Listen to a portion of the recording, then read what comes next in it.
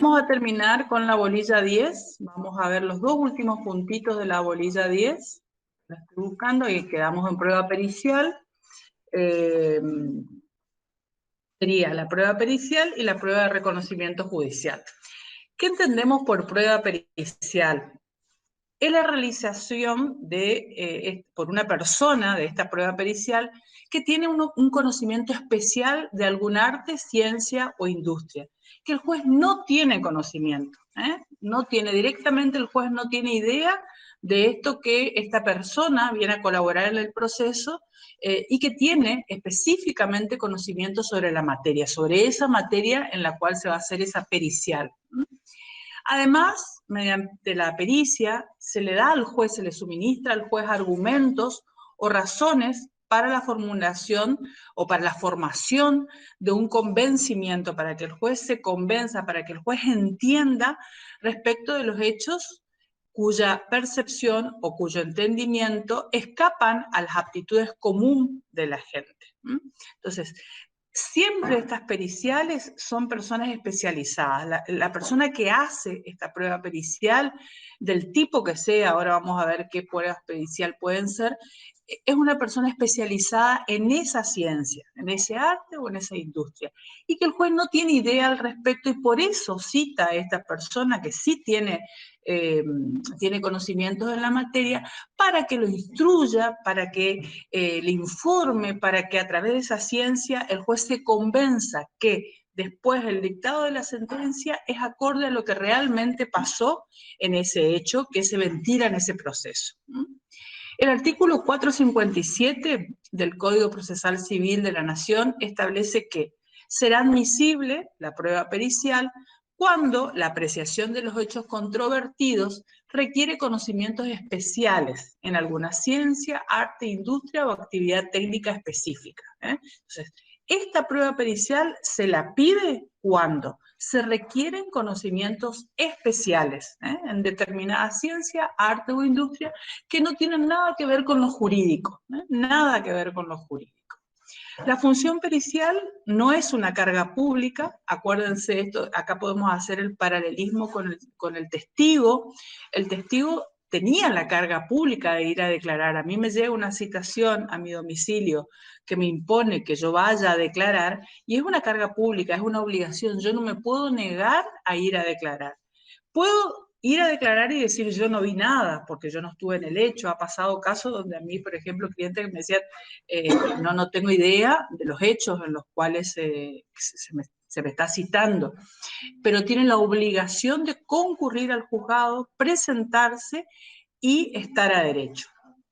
Además, este perito puede rehusarse a aceptar su diligenciamiento, pero una vez que acepta el cargo, ya no puede rehusarse a hacer el dictamen. Fíjense el paralelismo con el testigo. El testigo tiene la carga pública de declarar.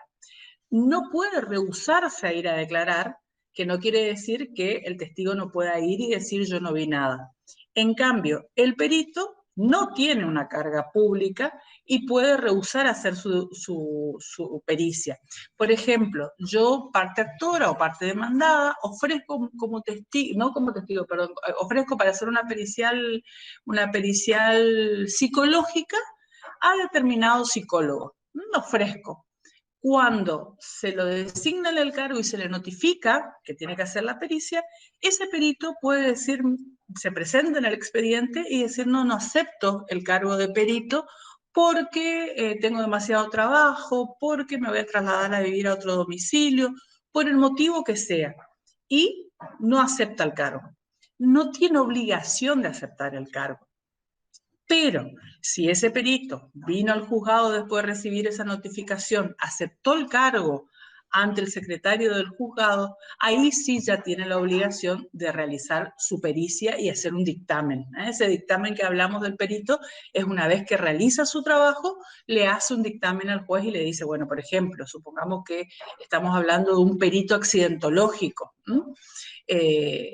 Este perito va a ir, va a ver los vehículos, va a hacer las mediciones, va a hacer todo, y le va a hacer un dictamen a la juez donde diga, bueno, el conductor del rodado A venía a tal velocidad, el auto embistente es tal, el embestido es tal, o sea, le va a hacer un dictamen al juez en el cual le va a ilustrar al juez qué pasó en ese hecho. Entonces, hagan ese paralelismo entre testigo y el perito, que va a venir bien como para que ustedes entiendan las dos figuras. Pues seguimos con la prueba pericial. El número de peritos casi siempre está a cargo de un perito designado de oficio por el juez. Hay una lista, nosotros en el juzgado nos mandan todos los años los peritos que se inscribieron para realizar pericias que fueron designadas por el juez. Es una lista, nos mandan una lista, por ejemplo, peritos accidentológicos, todos los peritos que se inscribieron en el Superior Tribunal de Justicia. De todos esos peritos que se inscribieron, nosotros hacemos un sorteo en el juzgado cuando es un perito que el juez va a designar y no es un perito que la parte ofreció en su demanda o contestación de demanda. Nos mandan lista, por ejemplo, de peritos accidentológicos, peritos psicólogos, lista de martilleros, o sea, nos mandan una determinada lista de cada una de las especialidades. Y si hay que sortearla, se sortea de esa lista oficial mandada por el Superior Tribunal de Justicia del Chaco. En los procesos de discapacidad, esto recién les agregué porque busqué la ley. En el proceso de discapacidad o restricción a la capacidad, que también se denomina así en nuestro nuevo Código Civil y Comercial de la Nación, específicamente en el Código Procesal de Niñez del Chaco, la ley 2950-M, en el artículo 206, inciso 2, establece que se requieren en los procesos de estos de discapacidad dos peritos médicos. Son dos médicos los que van a avalar que esa persona tiene algún tipo de discapacidad. En este caso se pide dos. Y depende a la patología que estamos hablando. Si supongamos es una enfermedad psiquiátrica, se supone que los certificados médicos van a ser de un médico psiquiatra. Si son ya cuestiones físicas, alguna discapacidad física, puede ser un médico clínico. Entonces, esos peritos que van a intervenir en el proceso, que son dos profesionales, en este caso como el del Chaco, están establecidos en este artículo 206, inciso 2. En los procesos de nulidad de testamento se va a designar 3 peritos. Estos son como ejemplos de cuántos peritos se designan. Cada parte puede designar un consultor técnico. El consultor técnico es otra cosa que el perito designado de oficio. El consultor técnico es quien defiende a la parte que la designa para que la asesore en el ámbito de la técnica ajena al saber jurídico. Supongamos que el juez designa un perito accidentológico para determinar el accidente de esta lista que yo les digo que el Superior Tribunal de Justicia nos manda. Designa a ese perito para que haga la pericia. Entonces, la parte puede designar un consultor técnico, que es otro perito accidentológico, que va a ir a estar presente cuando ese perito realice su pericia. Va a estar presente. El consultor técnico también se utiliza mucho cuando hay pericias médicas, donde, qué sé yo, en un accidente de tránsito se le hace una junta médica a la parte actora que está pidiendo una reparación de un daño físico. Entonces, va el médico designado de oficio por el juez y va este consultor técnico, que es otro médico, que va y está presente cuando se realiza la pericia. Entonces, este consultor técnico va a defender la parte que lo designó. En cambio, este perito de oficio designado por el juez de esta lista, es un perito totalmente imparcial, que va a realizar su pericia en base a lo que el juez le pidió y va a sacar un dictamen. En cambio, este consultor técnico defiende a esa parte que la designó. Va a tratar de ir a la pericia y va a tratar de marcar los puntos que le beneficia a la parte que lo designó. Esa es la diferencia por ahí entre el perito designado de oficio y este consultor técnico. En cuanto a la designación y los puntos de pericia, están establecidos en el artículo 459 del Código Procesal Civil de la Nación. Acá ustedes los puntos de pericia van a estar en ese escrito inicial de demanda o en el escrito de contestación de demanda, y que se da al ofrecer la prueba pericial y se indica la especialización que va a tener ese perito. Y se proponen los puntos de pericia. Esto se usa muchísimo en los accidentes de tránsito. Yo ofrezco un perito accidentológico, solicito la designación de un perito accidentológico, digo cuál es la especialidad, por ejemplo, perito accidentológico o perito psicólogo, y le digo cuáles son los puntos de pericia. O sea, sobre los puntos de pericia es sobre lo que yo quiero que ese perito me indique. Por ejemplo, un punto de pericia podría ser, bueno, en un accidente de tránsito y con un perito accidentológico. Indique dónde estaban los rodados, el vehículo marca tal y el vehículo marca tal, momentos antes del accidente, por qué calles venían circulando. Indique la velocidad aproximada por la cual venían circulando. Indique cuál es el vehículo embestido y cuál es el vehículo embistente. O sea, ustedes, como abogados, le tienen que dar los puntos de pericia a ese perito para que les informe con respecto a esto que ustedes están queriendo saber. Sobre esto que ustedes están queriendo más que nada probarle al juez. Ustedes acuérdense que en su demanda o contestación de demanda, ustedes están queriendo convencerlo al juez de que su cliente es el damnificado por ese accidente o que su cliente no tuvo nada que ver en ese accidente. Entonces los puntos de pericia se los va a pedir, los pide mejor dicho, el abogado que los ofrece. Además, si la parte ejerciera la facultad de designar un consultor técnico, que eso es libre arbitrio de la parte, o sea, si ustedes quieren un consultor técnico, si no, no lo piden, deberá indicar el nombre, la profesión y el domicilio. Acuérdense cuando hablamos hoy del consultor técnico, le decía que era alguien designado por la propia parte, alguien que yo diga, bueno, yo quiero que sea el perito accidentológico fulano de tal, lo designo como mi consultor técnico. Eso ustedes ya lo tienen que poner en la demanda o contestación de demanda. Ustedes tienen que decir el nombre de esta persona, el domicilio y la profesión. La otra parte, al contestar la vista, o sea, ya sea parte actora o parte demandada, puede impugnar la procedencia por no corresponder o por manifestar que no tiene interés en la pericia y se abstendrá de participar en ella. Supongamos que yo, parte actora, pido una pericia accidentológica, designo, además de pedir un perito accidentológico que el juez designe un consultor técnico. Acuérdense que tanto de la demanda y las pruebas ofrecidas se le corre traslado al demandado. Entonces el demandado, cuando contesta el traslado, el demandado no pide esa prueba pericial accidentológica, dice que no tiene interés en la producción de la prueba accidentológica pedida por la actora, o también puede decir que sí tiene interés y agrega otros puntos de pericia. Ahí es una prueba común. Nosotros juzgados consideramos que es una prueba común. ¿Por qué? Porque la parte actora lo ofreció y la parte demandada también avaló esa prueba pericial y hasta pudo haber llegado a pedir otros puntos de pericia. En ese caso se considera que es una prueba común. Y cuando este perito pida un anticipo de gastos, va a ser 50 y 50. 50, o sea, 50% van a tener que pagar cada parte.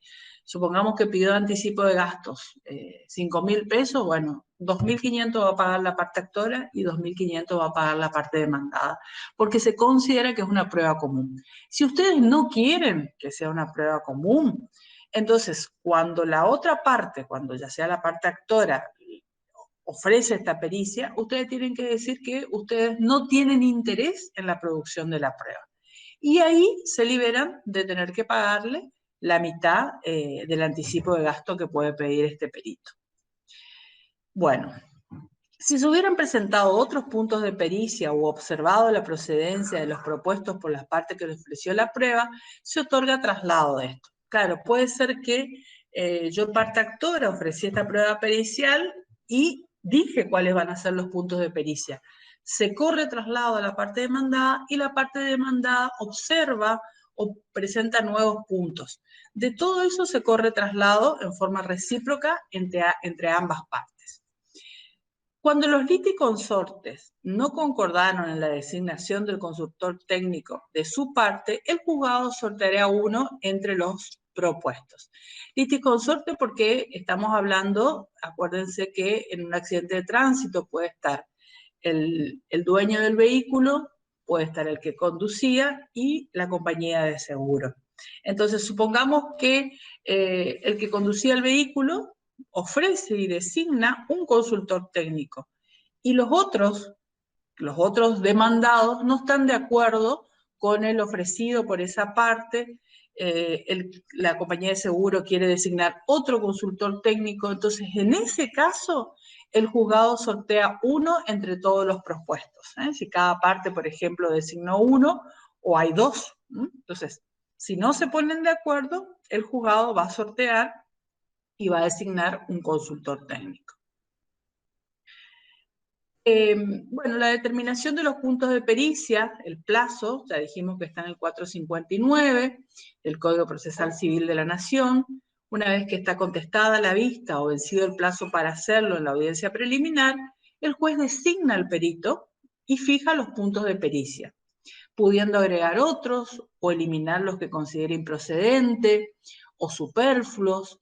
Por ejemplo, qué sé yo, supongamos que dentro de los puntos de pericia que ustedes pidieron, están pidiendo que a ver si el rodado se detuvo, qué sé yo, 2 horas antes del accidente, dónde estuvo el rodado, si se detuvo, o sea, cosas que no tengan que ver con el accidente que ustedes están queriendo probar, con el hecho ese que ustedes están queriendo probar en la demanda de daños y perjuicios, el juez, al revisar los puntos de pericia que ustedes dijeron que querían, puede eliminar algunos.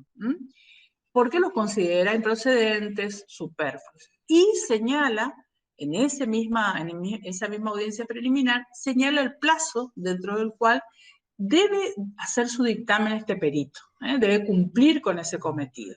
Se le fija un plazo prudencial, el juez depende del tipo de pericia. Hay veces que le fija 10 días, y el código establece que no se puede extender por más de 15 días, 15 días hábiles.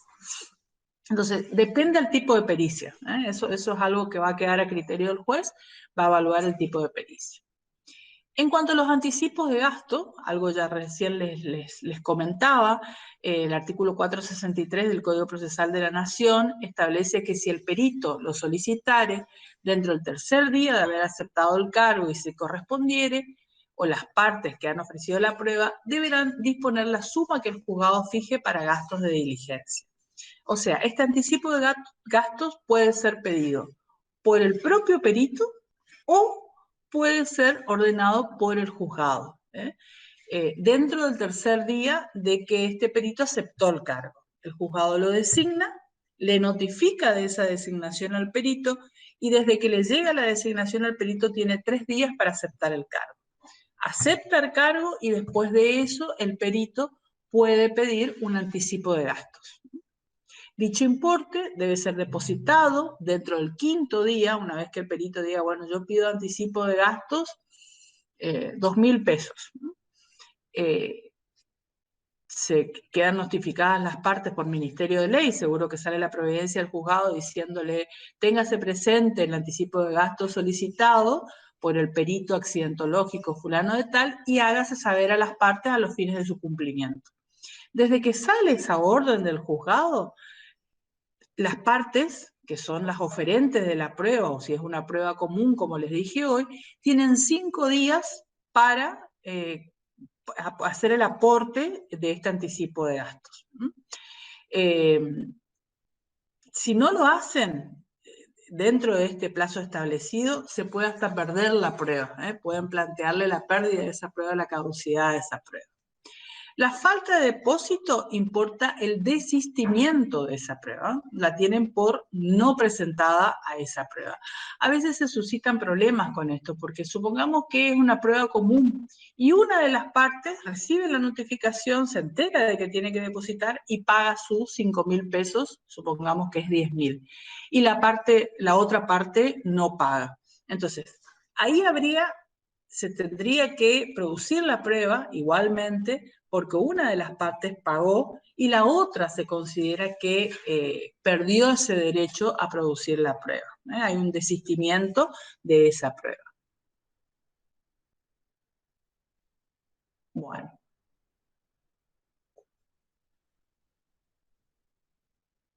¿Se escucha hasta acá, no es cierto? ¿Estás Sí, profe. Sí, bueno, profe. bueno, buenísimo. Bueno, en cuanto a la recusación, el artículo 465 del Código Procesal Civil de la Nación establece que el perito puede ser recusado por justa causa. ¿Se acuerdan cuando veíamos la figura de la recusación? Sin expresión de causa y con expresión de causa. Entonces, el perito puede ser recusado con expresión de causa, dentro del 5º día de la audiencia preliminar, donde se designa a ese perito. Este perito tiene que aceptar el cargo, está establecido en el 469, acepta el cargo en el juzgado, dentro del 3er día de notificada de su designación. Si no acepta o no concurre dentro de ese plazo, el juez nombra a otro en su reemplazo de oficio y sin más trámite. Casi siempre en el juzgado, cuando se hace el sorteo de este perito, de esa lista que yo les contaba que el Superior Tribunal de Justicia nos manda a los juzgados, casi siempre cuando se hace ese sorteo, nosotros ya ponemos un titular y un suplente. Entonces se le notifica al que salió primero, se hace un sorteo y la primera bolilla que sale, el nombre de la primera persona, se lo designa, pero se pone como suplente al otro.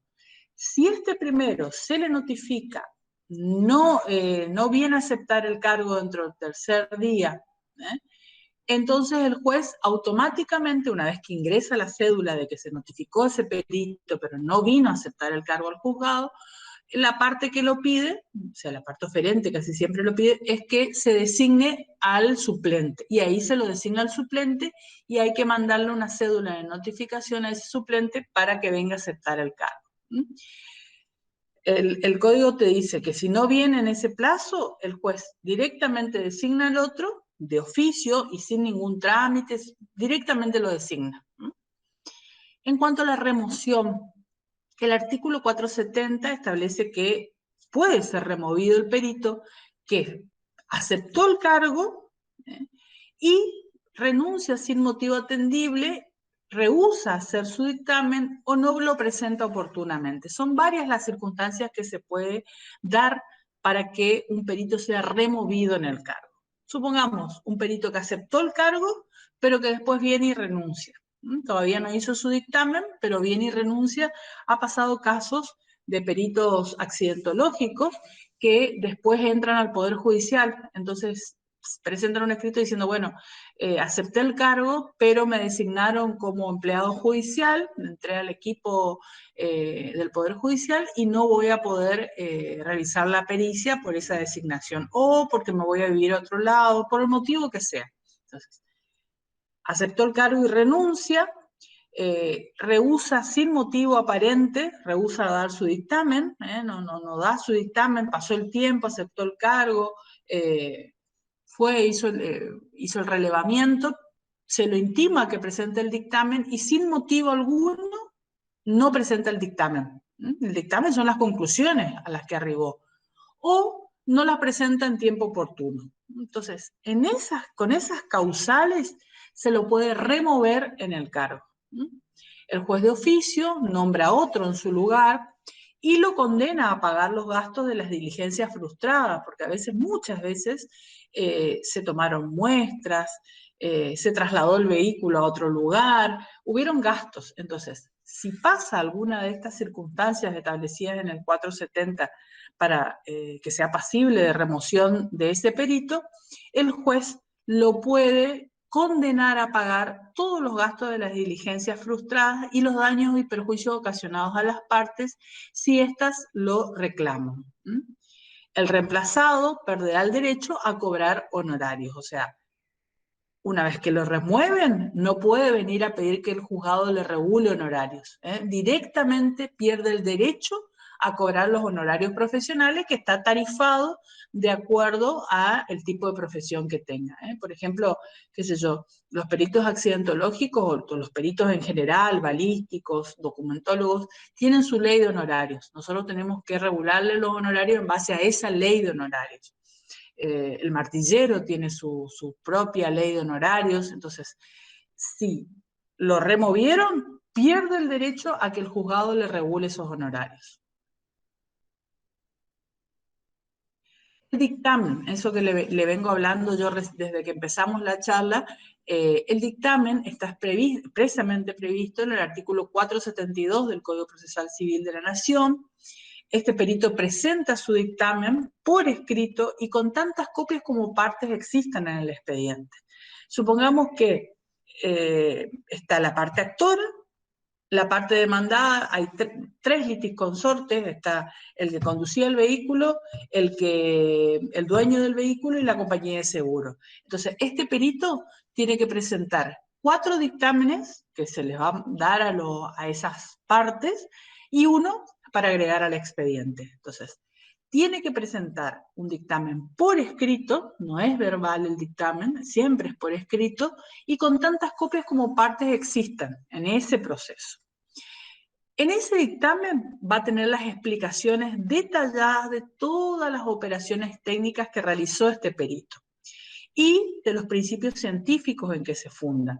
Hay el perito accidentológico, que es lo que más se ve, realiza cálculos matemáticos, el perito accidentológico aplica determinadas leyes porque establece la velocidad del rodado, entonces hace todas las explicaciones técnicas que, si bien son técnicas, son entendibles para el juez. Ustedes acuérdense que este juez llama a este perito porque es una ciencia, arte o profesión que él desconoce. Entonces, este perito lo que tiene que venir es aportarle conocimiento al juez.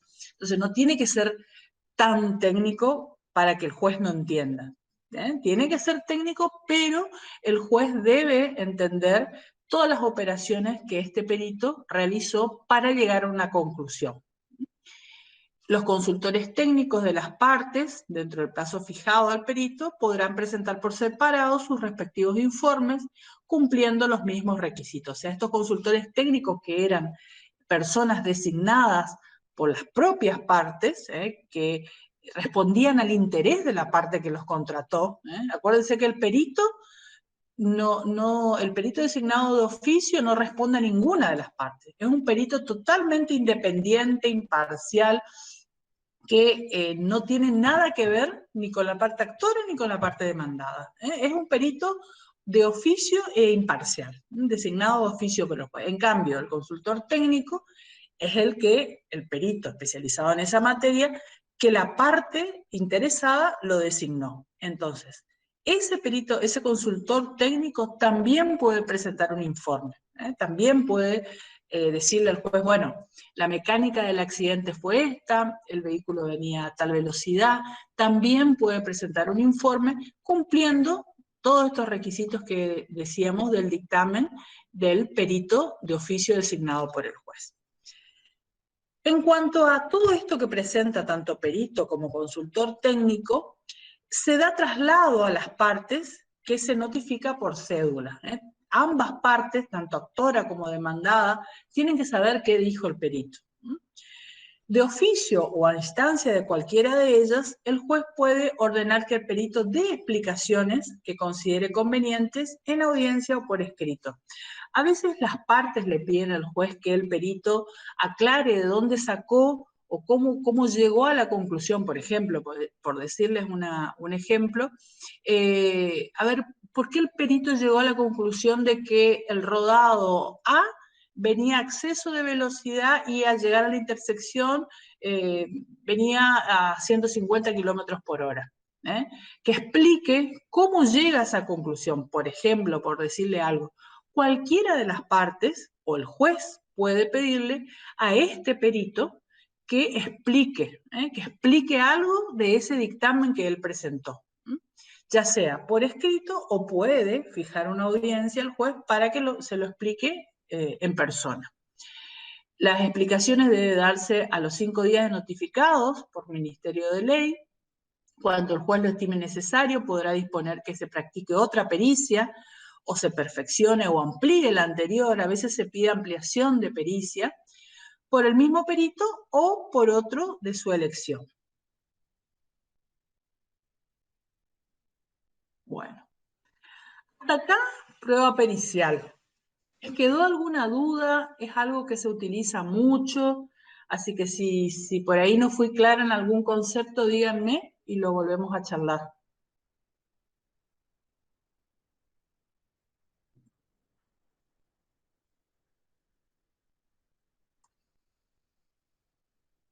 ¿Fue entendido todo? Entonces, si no hay silencio, entiendo que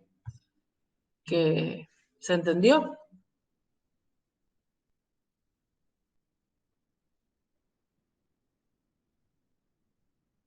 Bueno, cualquier duda, ahora cuando terminamos el reconocimiento judicial, me avisan y lo charlamos. La prueba de reconocimiento judicial es una prueba en virtud de la cual hay una percepción sensorial directa efectuada por el juez o tribunal. Es el juez el que hace ese reconocimiento en forma personal, en forma inmediata, porque él es el que va y está en el lugar del hecho, sobre determinadas cosas, determinados lugares, determinadas personas, y tiene el objeto de verificar las cualidades, condiciones o carácter. O sea, ustedes habrán visto por la tele que dicen, están haciendo un reconocimiento judicial del hecho. Yo he visto, no me acuerdo en qué caso, pero que andaba el fiscal, andaba el juez, andaba todo el equipo, andaba el abogado de ambas partes, haciendo una reconstrucción, no una reconstrucción, sino un reconocimiento del lugar, por ejemplo. Quieren saber, a ver, dónde estaba la casa, cómo se accede a esa casa, supongamos que había visto un homicidio, era. Supongamos que no sea un homicidio, supongamos que sea un accidente de tránsito, que es lo que a nosotros nos interesa en el fuero civil.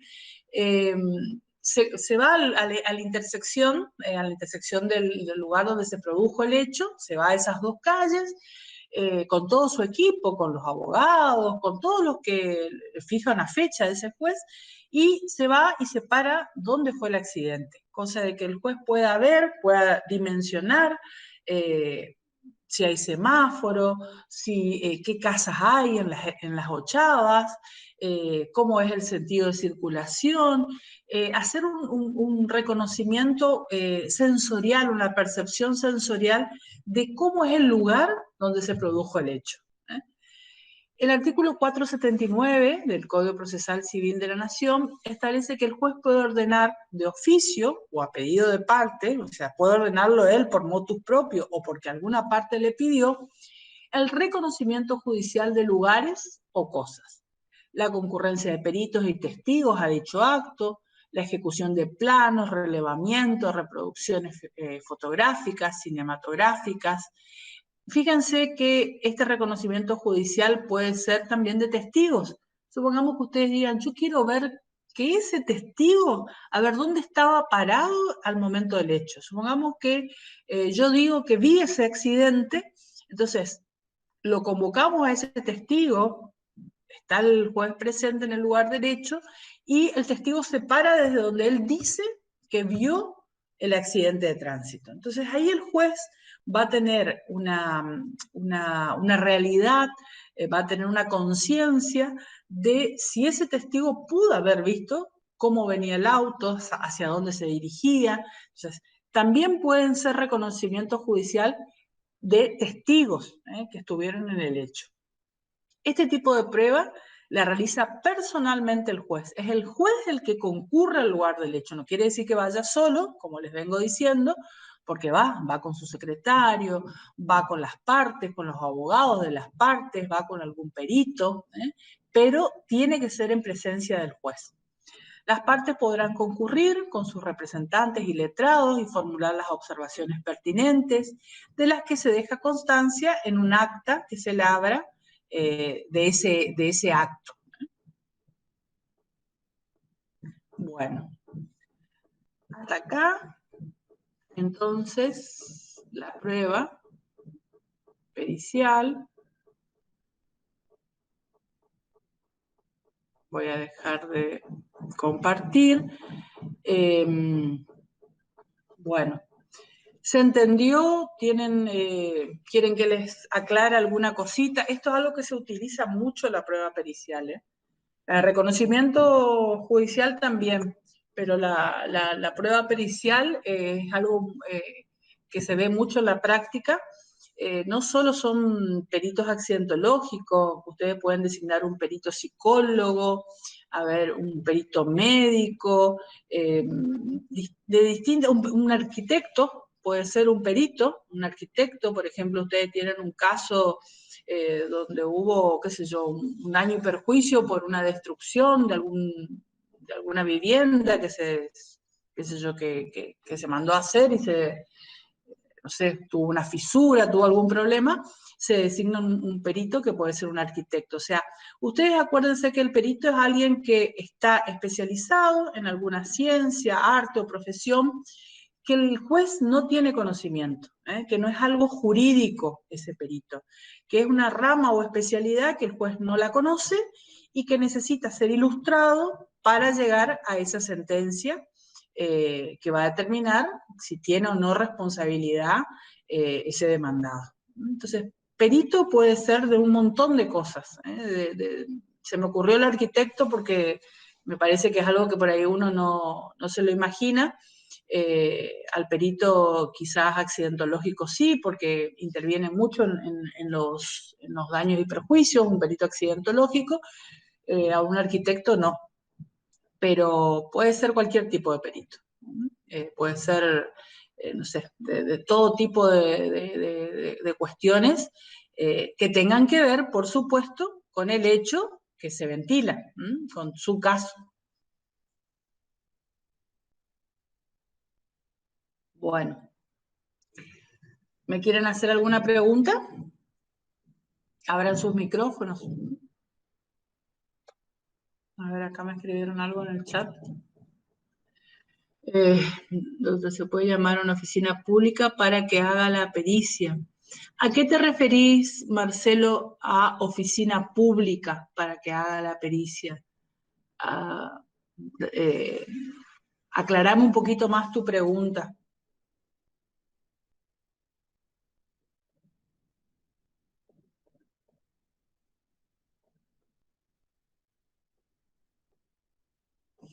No, no, oficinas públicas no. Vos podés pedir, ahí puede ser un pedido de informes a ATP, a FIP, pero una pericial, vos no porque es un trabajo distinto. Una prueba pericial tienen que ser peritos a los cuales se ocupen de eso, que sean de una lista, que se hayan inscrito en esa lista que el Superior Tribunal de Justicia tiene. No todos se inscriben para hacer pericias, no todos se inscriben, por un montón de motivos, por ahí no quieren trabajar o no quieren hacer pericia porque saben que hasta que salga la sentencia y se les regula un horario va a pasar unos años, entonces no quieren hacer pericias. Pero a FIP, a ATP, no. Se puede hacer un pedido de informes, eso sí, un pedido de informes, la prueba de informes que habíamos visto en la clase anterior, eso sí se puede hacer, se puede pedir, mejor dicho, pero no una pericia.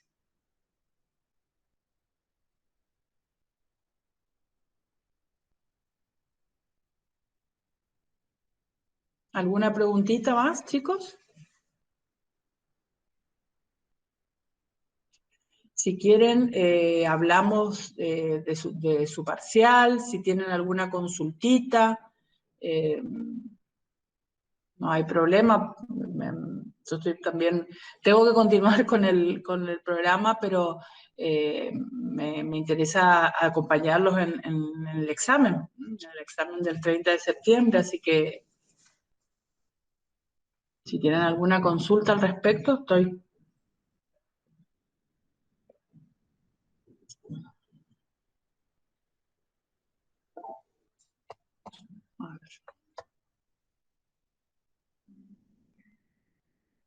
En la pericial, en concurso y quiebra, si se presenta a verificar y hay discordancia entre lo verificado y lo observado, ¿se puede también periciar? Sí, sí, sí. El juez ahí era lo que más o menos le decía, que el juez puede, cuando tiene dudas, el juez, no solo cuando las partes tienen dudas, puede designar otro perito para ver, a ver, qué es lo que, qué es lo que concluye. Sí, sí, sí, sí, pues se podría, sí se podría, sí, sí. No habría problema en que el juez eh, designe otro perito como para aclarar esas circunstancias. Sí, sí, sí.